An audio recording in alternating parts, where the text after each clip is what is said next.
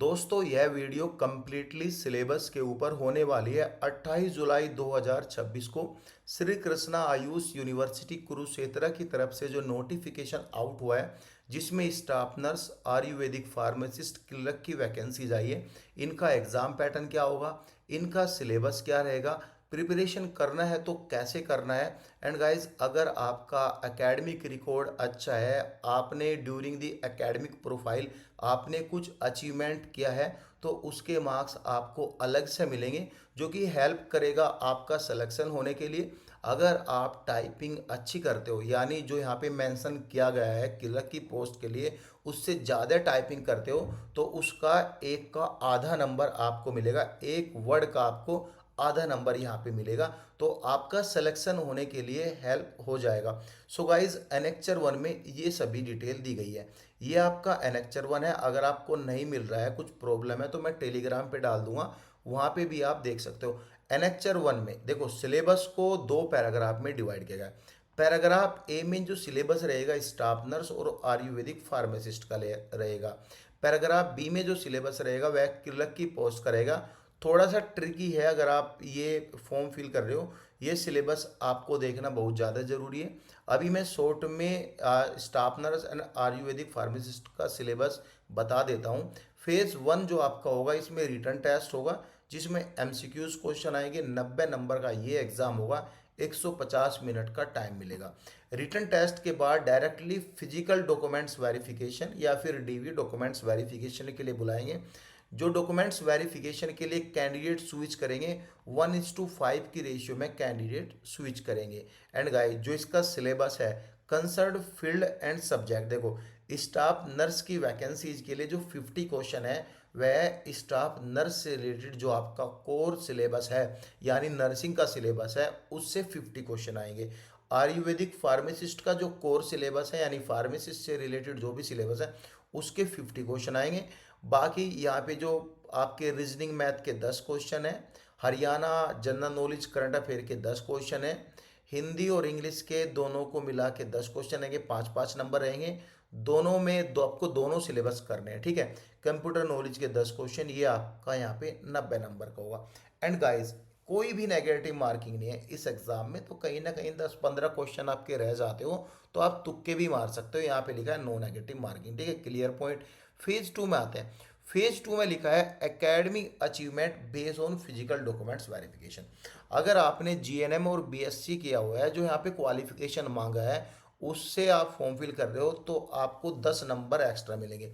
Suppose करो आपके 90% number है, तो यहाँ पे आपको इतने नंबर किसी के मिलेंगे ही नहीं, तो आपको यहाँ पे 10 नंबर एक्स्ट्रा, यानी परसेंटेज के बेसिस पर आपको नंबर दे दिए जाएंगे।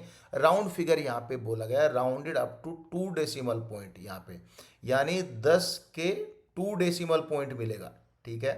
2 डेसिमल पॉइंट, राउंडेड फिगर तो यही होता है, 10 के 2।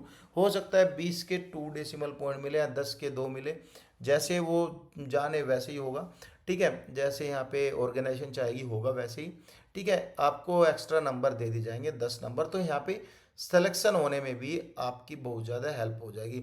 अब final selection made on overall merit basis, total marks obtain by the candidate, written exam and academic achievement. और फेज 1 फेज 2 में जो आप अच्छे नंबर लाओगे, तो आपको यहाँ पे आपका सिलेक्शन होगा। एंड गाइज, 5 से 7-8 नंबर बहुत इंपॉर्टेंट होता है एक गवर्नमेंट की वैकेंसीज में, आपका सिलेक्शन होने के चांसेस है अगर आपके नंबर यहाँ पे अच्छे हैं। सो गाइज, यहाँ पे अब नेक्स्ट जो वैकेंसीज है क्लर्क की, इसके बारे में डिटेल में डिस्कस करते हैं। देखो यहाँ पे जो फेज़ 1 होगा, फेज़ 1 होगा आपका टाइपिंग का। टाइपिंग होगी आपकी ज़्यादा से ज़्यादा 15 नंबर की टाइपिंग होगी। जो भी कैंडिडेट टाइपिंग के लिए एलिजिबल होंगे, यानी टाइपिंग कंप्लीट करेंगे, उनको यहाँ पे रिटन टेस्ट के लिए बुलाएंगे। आप यहाँ पे जो लिखा हुआ है ये एक बार पढ़ लेते हैं। All the candidate applied for the post may appear for the typing test phase 1, provisionally subject to verification their eligibility as per the advertisement. Their eligibility shall be got check time of physical verification, ठीक है। चलो, phase 1 में आपका typing हुआ। अब यहाँ पे जो formula of calculation marks in typing का ये लिखा है, देखो यहाँ पे एन लगा दिया, नेट वर्ड पर मिनट कुछ नहीं होता, ये WPM भी बोल सकते हो, ठीक है, वर्ड पर मिनट भी बोल सकते हो, ऐसा कुछ नहीं है। तो इन्होंने नेट यहाँ पे जो आपको टाइपिंग करनी है 30 वर्ड पर मिनट की आपको टाइपिंग करनी है इंग्लिश में, ठीक है। अब यहाँ पे जो देखो 30 वर्ड पर मिनट की टाइपिंग करनी है, 15 नंबर का है। अब एक वर्ड जो है 5.5 नंबर का है, यानी आधे नंबर का है, गुना कितने 30, तो कितना हुआ, ये 15 नंबर हुए, तो 15 नंबर की आपकी टाइपिंग है। अब यहाँ पे बोला गया है 0.5 marks will be given for each extra word, ज़्यादा से ज़्यादा आपको यहाँ पे 0.5 मार्क्स मिलेंगे एक्स्ट्रा वर्ड लिखने पे। एग्जाम्पल बोला गया है, अगर आपकी स्पीड 30 है और आपने यहाँ पे नेट वर्ड पर मिनट -30 × 5, तो सब्जेक्ट टू मैक्सिमम मार्क्स 15 मिलेंगे। अब यहाँ पे देख लेते हैं, ये देखो जो आप एक्स्ट्रा, आप चाहे कितने भी वर्ड लिखो उसके 15 ही नंबर आपको मिलेंगे, यानी 15 तो आपको मिलेंगे ही मिलेंगे ये। और आप एक्स्ट्रा वर्ड जितने लिखोगे, सपोज करो आपने 50 और वर्ड लिख दिए, नंबर तो 25 मिलने हैं, क्योंकि बोला है यहाँ पे 0.5 मार्क्स मिलेंगे, लेकिन 15 ही मिलेंगे आपको, ठीक है। एग्जाम्पल यहाँ पे देख लेते हैं, अगर कैंडिडेट ए और कैंडिडेट बी है, कैंडिडेट ए ने 30 वर्ड पर मिनट की टाइपिंग की, तो उसको 30 -30 तो 0, यहाँ पे देख लो, ये आपके यहाँ पे 0, यानी 15 नंबर है तो 0 हुआ ना भाई, 15 नंबर है तो यहाँ पे 0 हुआ, कोई भी नंबर नहीं मिलेंगे, 15 नंबर का है, ठीक है। यहाँ पे ये 0 है।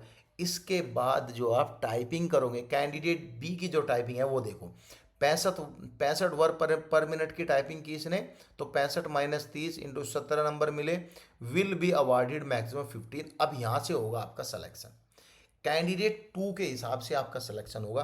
आप 10 नंबर लाओगे, आप 20 नंबर लाओगे, तो उसके हिसाब से एक मेरिट लिस्ट बनेगी, जो कि यहाँ पे फेज़ 2 के लिए स्टूडेंट को आगे भेजा जाएगा, ठीक है।